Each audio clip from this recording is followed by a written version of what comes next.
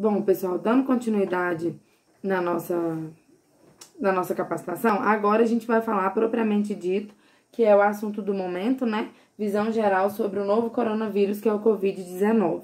Quero ressaltar que as informações desses slides estão de acordo com o Ministério da Saúde e, assim, no próprio documento consta que ele está em constante alteração pelo que se vem, né, vivenciando. Então, talvez se eu mencionar alguma coisa aqui e já tiver mudado, é só para relembrar vocês que nós estamos nessa constante alteração, estamos tentando acompanhar, né, porque, infelizmente, é uma coisa que impactou muito, né? Parou praticamente a maioria das coisas. Sabemos que nós somos a linha de frente, estamos aí, né? Em relação ao cuidado. Então, a gente vai focar nessa questão para que a gente venha ter essa troca de conhecimento a respeito do Covid-19. Então, qual que é a definição, né? Os coronavírus, porque são mais de uns, né? São uma grande família viral, conhecida desde meados dos anos 60, né? Que causam infecções respiratórias em seres humanos e em animais. Então, não são vírus que são de agora, né? Já tem tempo, de 1960. E o que isso tem impactado em relação a este próprio vírus, né? As infecções do coronavírus causam doenças respiratórias leve e moderada, semelhante a um resfriado comum. Por isso que a maioria de nós já temos essa ciência, é muito difícil distinguir um simples processo gripal para ser um sinal e sintoma em relação ao Covid-19. O agente etiológico, desde março, né, foi classificado como uma doença pandêmica, né, circulando em todos os continentes e afetando mais de 142 países. Com certeza já afetou muito mais, mas assim, para a gente ter uma noção, né, do que é em relação e qual que é o impacto que isso tem causado. Nós temos que atuar de acordo com cada perfil epidemiológico, né? Porque a gente tem que levar em consideração as regiões, em questão de cada comunidade. Como que é o reservatório e modo de transmissão? Na disseminação pessoa a pessoa, acredita-se que um indivíduo infectado pode transmitir de 2 a 4 pessoas. É considerado um número razoável. Por exemplo, sarampo, a transmissão é bem maior do que um coronavírus, certo? Só que, se a gente for ir pela linha de transmissão, nós temos a local, que é o contato até 4 pessoas. Temos a transmissão comunitária a partir da contaminação de 5 pessoas. Então, vários estados já decretaram em relação a isso, né? A transmissão comunitária. Então, a gente percebe que isso levou uma proporção muito grande, né? A gente estava comentando que a fronteira demorou muito, né, a fechar, e hoje em dia, depois de que veio à tona, já estava circulando, e quando foi se tomar algumas providências, talvez possa ser tarde, né? Porque hoje a gente vê que, por exemplo, Brasília, que é bem próximo de nós, tem um número de casos, assim, alarmante, chegou a ser um dos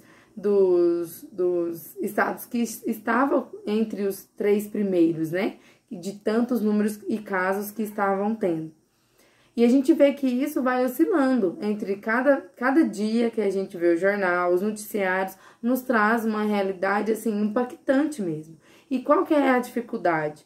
É a conscientização do isolamento social.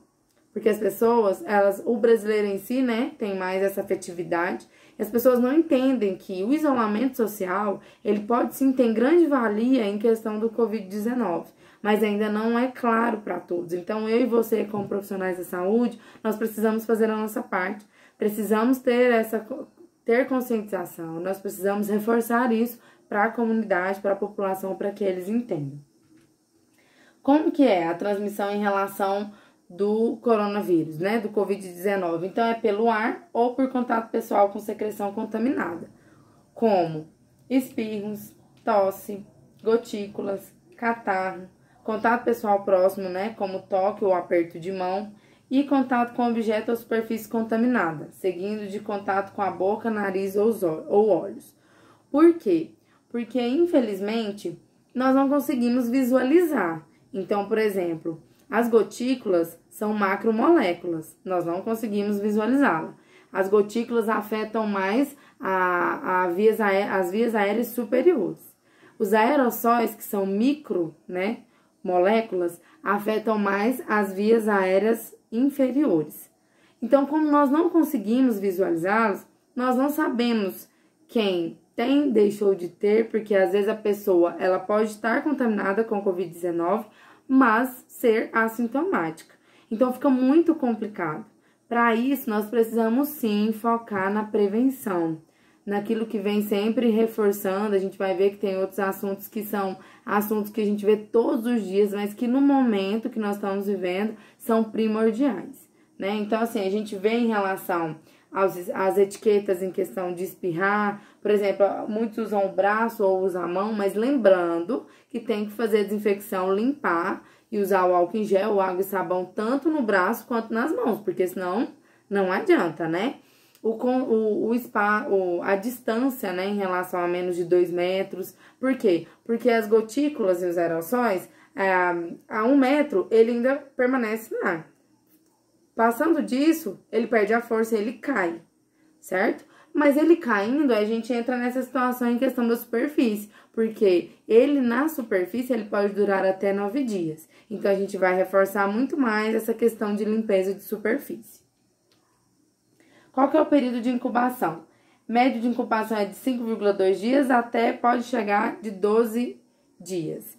Sabemos que hoje essa variação de período de incubação, ela é constante, né? Por quê? Porque de acordo com os casos que vem acontecendo, então vai se propagando essas questões do período de incubação.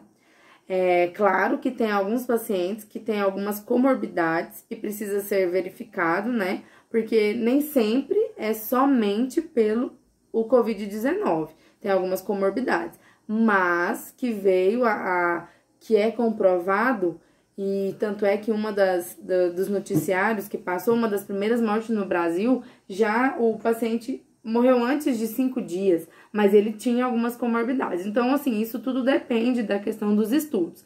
No manual do Ministério, nos traz esse período de incubação. Então, a gente segue ele acompanhando as alterações constantes. Sinais e sintomas, é o que a gente já tinha mencionado, né? Os sinais mais comuns: coriza, tosse, dor de garganta, que é o mais difícil de distinguir, né? E os casos mais graves é febre alta, pneumonia e insuficiência respiratória aguda. A maioria dos casos, claro, em relação da insuficiência respiratória aguda, consta-se que, estando com aquela dispneia intensa, saturação menor de 90, e tendo em vista que já está com processo gripal, é sim um sinal para que se procure a unidade de saúde. Por quê? Porque hoje, se nós apresentamos algum tipo de resfriado, a orientação é: fique em casa, né? Tentar cuidar deste resfriado em casa, tentar ao máximo não ter contato com outras pessoas, e em últimos casos, lógico, né? Se aparecer alguns sintomas mais graves, procurar uma unidade de saúde. Por que nos últimos casos? Porque evitar aglomerações. E, infelizmente, nos hospitais a gente vai encontrar aglomerações. Então, a gente tem que estar atento a isso. Diagnóstico. Nós temos o quadro clínico, né? Que é caracterizado a síndrome gripal, que nós já mencionamos, e casos leves, subfebris, podendo, né, evoluir para uma elevação de temperatura e persistir de 3 a 4 dias. Temos o do laboratorial, que eu coloquei para nível de informação para vocês, que já é feito o RT-PCR ou PCR-RT, que é um exame, né, que essa técnica para poder em questão do positivo, do negativo em relação do Covid-19. Temos também o diferencial. Claro que as causas, essas características clínicas não são tão específicas, mas isso é a nível de informação e é o que o Ministério traz para nós.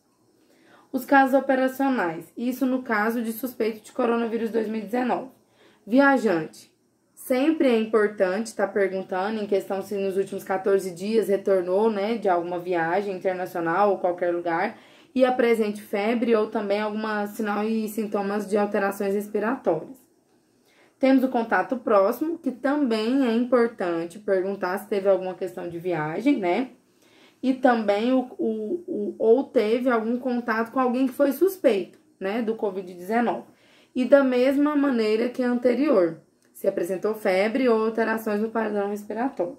E o contato domiciliar, né, que entra pessoa que nos últimos 14 dias reside ou trabalha no domicílio de caso suspeito ou confirmado e apresente febre ou pelo menos um sinal ou sintoma respiratório.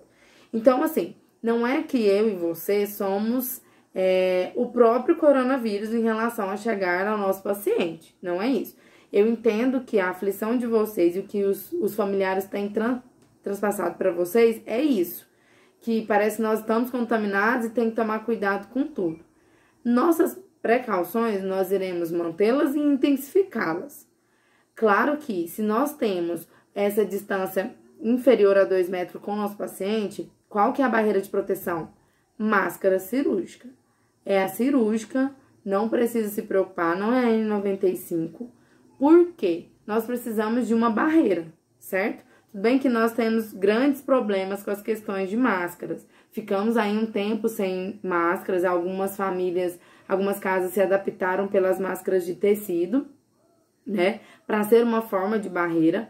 Mas eu quero reforçar para vocês que, assim como nós da Unicuidados, da Unimed, outras empresas estão passando pela mesma dificuldade, que é a escassez de máscara, capote, os materiais de proteção individual estão em falta. Então, eu peço a compreensão de vocês. Isso é uma das coisas que preocupa, mas não significa que nós estamos à mercê e não estamos correndo atrás para que chegue até vocês, certo? Então, assim, sabemos que a máscara cirúrgica também, ela, depois de 2 horas de uso, ela precisa ser substituída, né? Porque já tem toda uma questão ali que a salivação e tá ali próximo, dependendo do movimento e tudo, essa secreção vai se tornando ela mais umedecida e ela precisa ser trocada. Algumas pessoas já me perguntaram por que não utiliza a N95 nos plantões. A N95 tá vindo com essa, né, tem estudos que falam, algumas portarias que falam que pode ser usado por um tempo, outras não, um tempo menor ou um tempo maior. Está sendo tudo analisado e também a gente tem que ver o que a empresa vai proporcionar para nós. Lembrando que nós precisamos nos proteger e proteger o paciente. Não esqueça, menina, nós precisamos pensar em nós, não é ser egoísta, mas precisamos pensar em nós, precisamos ter saúde e precisamos também pensar no nosso paciente. A contaminação em superfície. Igual eu mencionei para vocês, pode permanecer na superfície até 9 dias. Então, por isso, da importância de estar limpando as bancadas, aquilo que é próximo do paciente, aquilo que pode, por uma vez ou outra, estar ali com sujidade, visível ou não, a gente precisa intensificar essas limpezas. Menor duração em temperatura inferior a 30 graus e profissionais de saúde vulneráveis, que é no nosso caso, que nós estamos na linha de frente, né? Prevenção. A prevenção é o que a gente já vem falando há muito tempo, mas aí a gente vem à tona de novo e reforça.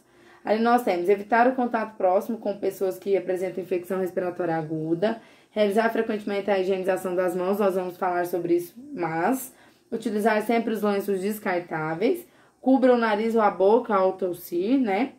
Evitar ter contato direto com a mucosa de olhos, nariz e boca com a mão suja, né? Higienização das mãos logo ao tossir ou a espirrar. Não compartilhar objetos de uso pessoal, como talheres e garrafa, principalmente agora, nesse momento de isolamento social. E evitar contato próximo com pessoas que apresentam sinais e sintomas. E no nosso caso aqui embaixo, relacionado ao profissional de saúde, a gente usar os nossos equipamentos de proteção individual. E aí, nós vamos falar agora, propriamente dito, da higienização das mãos, que é um assunto bem conhecido, mas no caso do Covid-19 faz toda a diferença.